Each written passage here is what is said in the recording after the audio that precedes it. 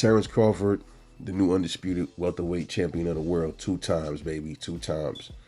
You know, what does he do next? Where does he go from here? Who's his next opponents? We don't know yet. But there are some names floating around, which are obvious names. One being in one weight class and two being in the current weight class that he's undisputed in. So we got 154 pounds. Charlo, undisputed there. 154 pounds. Who happens to be Errol Spence stablemate. After Terence Crawford destroyed Errol, he looked over to Jamel and said, "You next, boy. Yeah, I'm coming for you." He been saying he was coming for Jamel for a long time.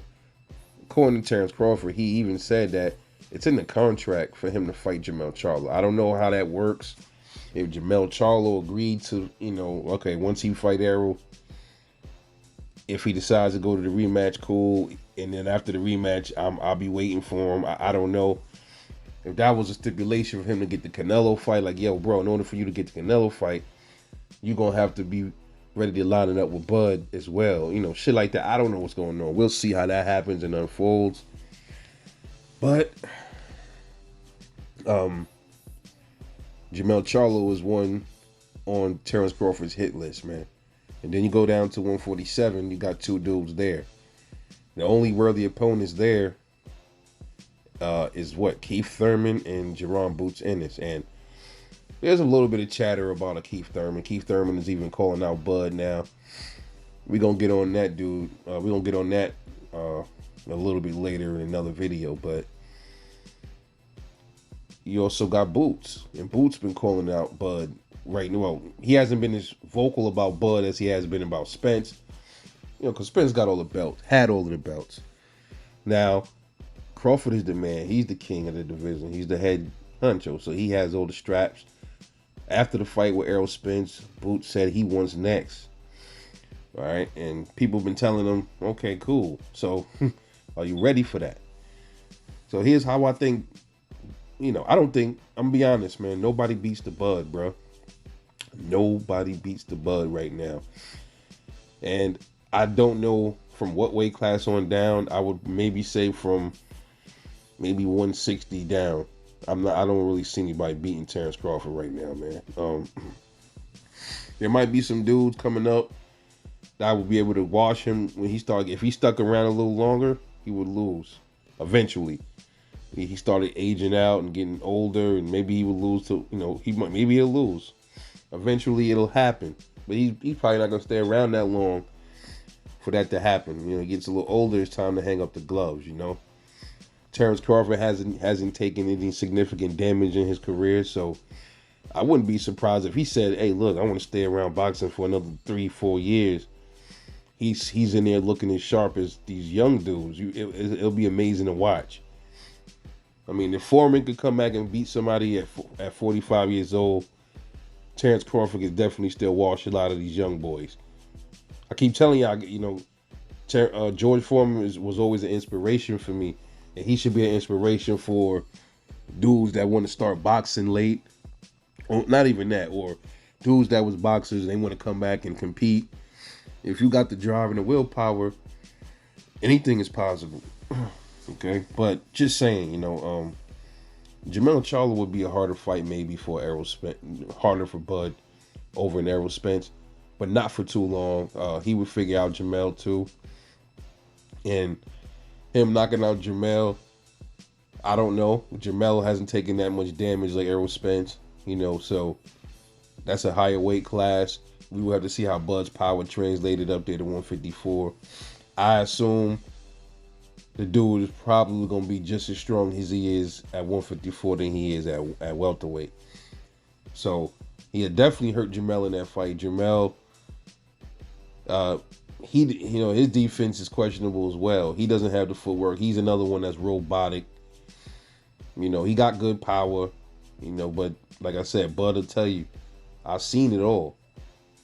That shit don't mean nothing to me. That power, your movement, I got something for all that shit, and that's what Bud will tell you. That's what a world-class fighter does. He adapts to everything. He fights different styles. He can fight you on the inside, the outside. Y'all let that Mikey Garcia shit trip y'all up when you saw Errol boxing Mikey, and I thought that was him. He did all right. I just thought he was fighting scary in that fight. As far as I'm concerned, I was looking at it like that. He could box, but that's Mikey Garcia, man. I'm not taking nothing away from Mikey, but we keep telling everybody there's levels, man. There's levels, and Bud lives to box, boy. When you got a boxer that he's just strictly dedicated to the sport and he loves fighting, while a born fighter like Terence Crawford, it's hard to beat these kind of dudes like that. When they craft is more important than everything else, you're gonna have a problem with a motherfucker like that, period. But ultimately, Bud beats Jamel as well. He definitely beats Jamel.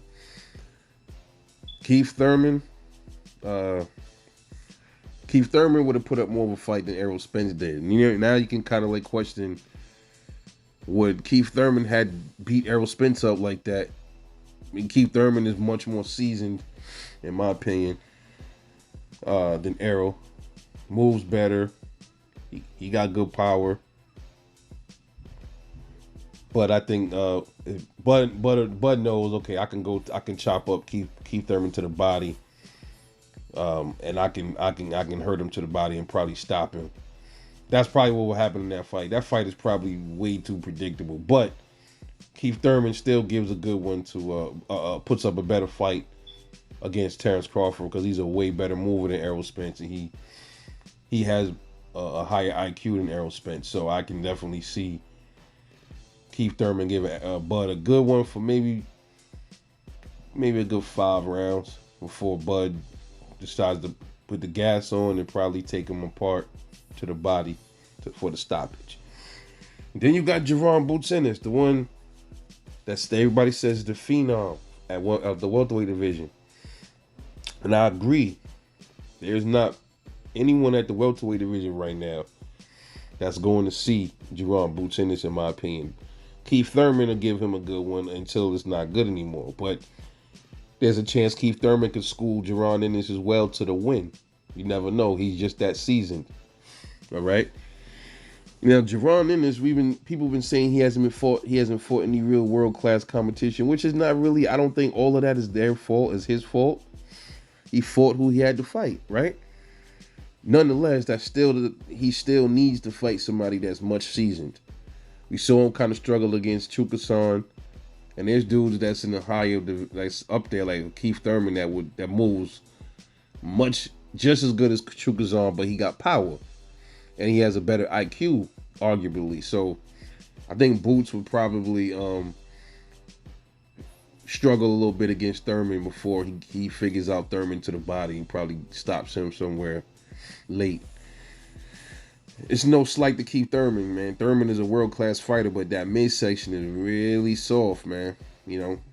Just keeping it real. And I love Thurman, dog. But Thurman can still outbox you to a win. He can even knock you out if you're not careful. And that's what I mean. And I'm getting to something in a minute where I say Thurman and Bud is the only ones that give Jaron Ennis problems, all right? Even Thurman. Now, Crawford and Thurman. No, Crawford and Boots. Boots is a switch hitter like Crawford. He has a youth over Crawford, the speed, the punching power. He hits hard just like Terence Crawford. But you be like, okay, who has he really? They'll start getting into this thing where who has he really knocked out? He knocked out pros, bro. He knocked out other professional fighters. I ain't never taking that away from Boots, man. I don't like getting into all of this. Yeah, he got a 90% knockout ratio, but who was he knocked out? He knocked out pro fighters, my dude. That's who he knocked out. Period. Now, does Jaron Ennis beat Terence Crawford? No. Not now. And I explain why. I think Jaron Ennis, he got all the tools in the tool shed. The ability to beat a Bud, he has it. The IQ, he see things too. He has very good reflexes, twitch, everything. The only thing I don't like about Boots when he fights, man, he play around too much, bro. Sometimes he play around, he get a little too comfortable, and he gets hit. When he gets a little comfortable, you can see little parts where he gets hit, like sneaky little shots catch him sometimes, even by Roy Villa, somebody that was worlds below Boots. He did that, and I was watching it. I'm like, yeah, man. I'm like in the ring. I'm like, Boots, stop playing with this dude, man. He was flashy in there, showing the Roy Jones type stuff, and he was comfortable in there. That's because he had him. But I think before he had him, he was in there a little too comfortable, and that's dangerous, man. I think that's something that you gotta save for later on in the fight when you got a motherfucker out of there. Like he's not returning fire type shit, and you know you're about to get him out. Then okay, show a little bit of flash and charisma. But I think if they ever stepped in the ring, man, he would probably be a little bit too overconfident. Let the lights get to him. He'd probably be like, I told y'all it's all about smarts and IQ. Bud will probably pull a lot of that same shit. Like, the play possum shit in the ring. Like, let the young boy think he got me. And then till he don't got him no more. That's how I see that fight playing out. Can he stop Boots? He definitely can. He has the power to stop a Jaron Ennis. And then, it's possible that shit could end up like the way Charlo did Lubin. That's a possibility. And not no first round shit. I don't see that happening. But then again, man, when it comes to Bud, you just don't fucking know, man, because nobody thought he was gonna knock Errol Spence down in the second round either. But I think Boots got a better skill set than Errol Spence.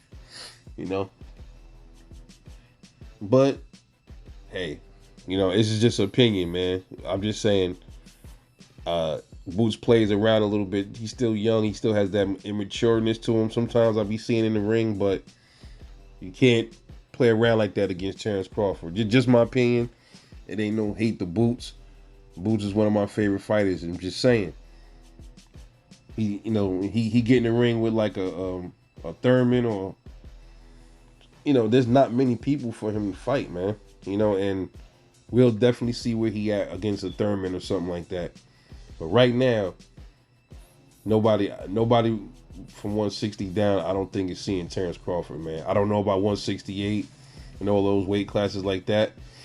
You can even argue the fact that, he probably schooled some of them dudes up there too, But, when you get up there, it's a little different, man. But Crawford is a different motherfucker, so you never know, man. This dude, Crawford, just might be the best fighter out right now in boxing, period, man.